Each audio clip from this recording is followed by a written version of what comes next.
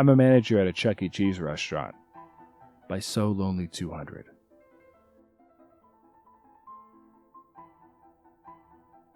Hi, my name is Mark, and I've been the manager of my local Chuck E. Cheese for a few years.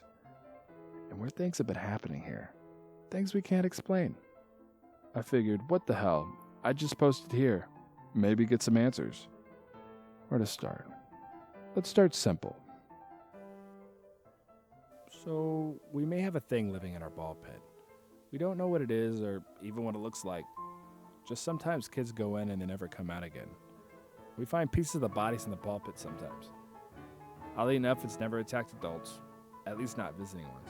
Employees sometimes. And it doesn't attack everyone who enters, just feeds once or twice a day.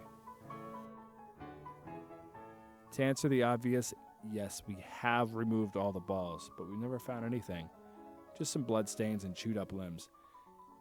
It likes meat, we know that, and we know it has teeth, we just don't know what it is.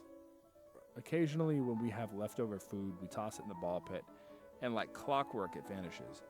And we even named it Gary. Why Gary? Well, why not?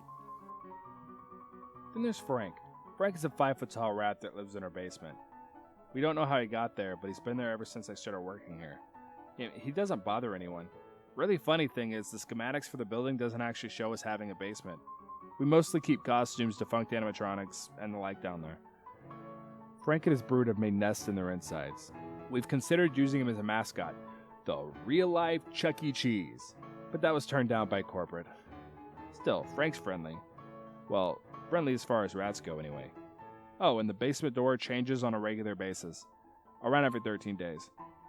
Oh, and before anyone asks, yes, we have fed Frank to Gary, but he always comes back.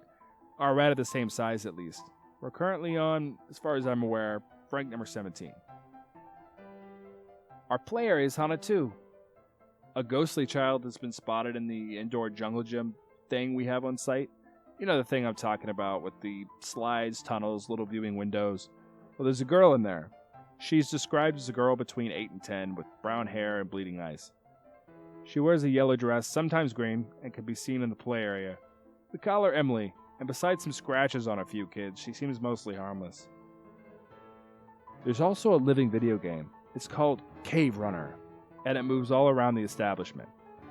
It also changes in plot from player to player, and some minor gameplay changes. Also, it never damages anything by moving. The machines around it just make room.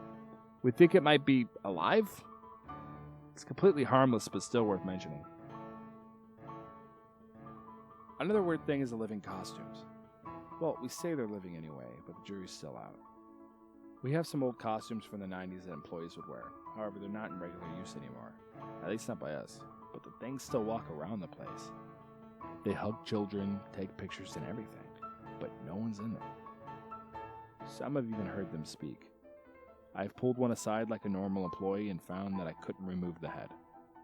So I'm not sure what they are. They don't seem harmful. Something that is harmful, though, is the sauce puddle.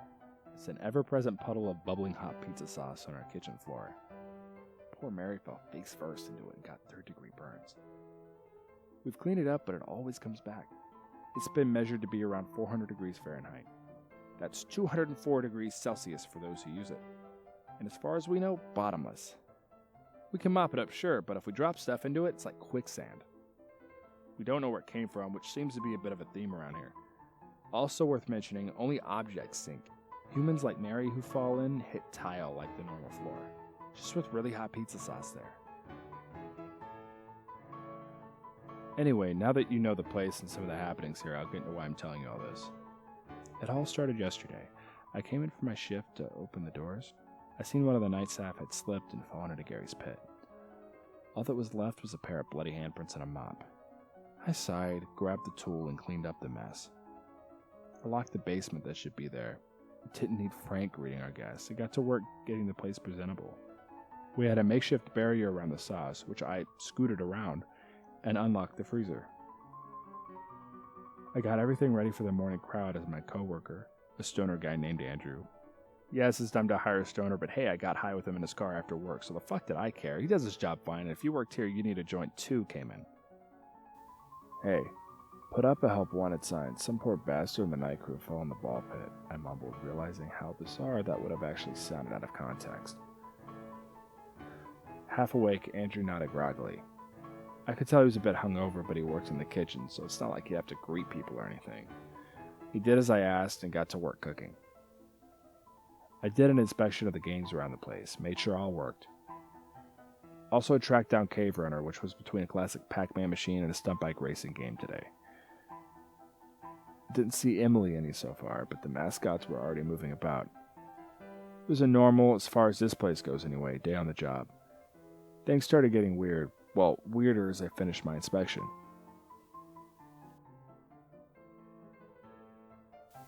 As I circled back into the kitchen, Andrew pulled me aside.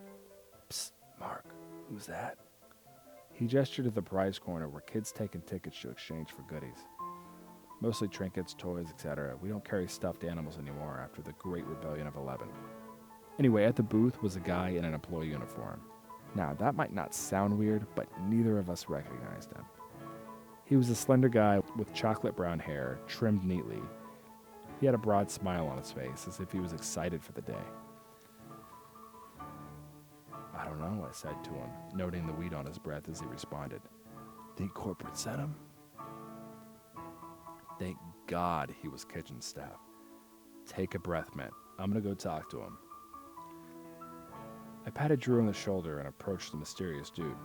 Hey, guy. He turned and threw out a hand, saying in an overly chipper voice, Hello, I'm Al. You must be the manager, Marcus. It's Mark, I said, shaking his hand. Firm grip on that one. I noted the guy never blinked, not once. Did corporate send you? Something like that. Uh-huh.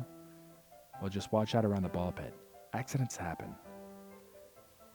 He nodded, still smiling broadly. That guy gave me the creeps. After that, things returned to relative normalcy. I went to my office to smoke a cigarette. I was startled by my office phone ringing. It was a red phone corporate installed in my office long before it was my office. It's where I spent the little bit of time I had every day after my daily walkthrough and morning setup, before the place opened fully. I arrived around 5 a.m., hand Andrew around 7:30 a.m., and the place opened around 9:45 a.m. Weird time, but what are you gonna do? The place needs a lot of maintenance. I picked it up, but as I did, it hit me. This phone didn't receive calls. As in, it literally couldn't. Only make them. It was something corporate did to try to discourage socializing on the job. It had 3 buttons, one for corporate, one for emergency services, and one for ordering ingredients. Hello? I asked, confused. Mark, I see you. Then I heard the dial tone. This shit happened every hour on the hour until I left. This morning when I came in, did my routine, and entered my office, it rang again. Is this you? The voice spoke again. Who is this? Feed Gary. He's hungry. I see you, and I'll keep seeing you, Mark. Dial tone again. I figured it was this place fucking with me, but I conceded and heeded the advice on the phone, and fed the ball pit monster. While doing this, it hit me. None but the employees here knew about Gary. Speaking of which, it was Gary's feeding time. Every day around this time, we closed the ball pit, complete with a curtain around the thing. We toss some extra slabs of meat in the pit and clean the things out. But that usually takes a few hours, so I'll have to get back to you guys later. Don't worry, by the way, there's plenty more from our quaint establishment. Maybe I'll tell you about the great stuffed animal rebellion of 2011. You'd be amazed at what a cheese grater can do to the human body. Anyways, this is Mark, manager of the weirdest fucking Chuck E. Cheese there is. I'll see you around.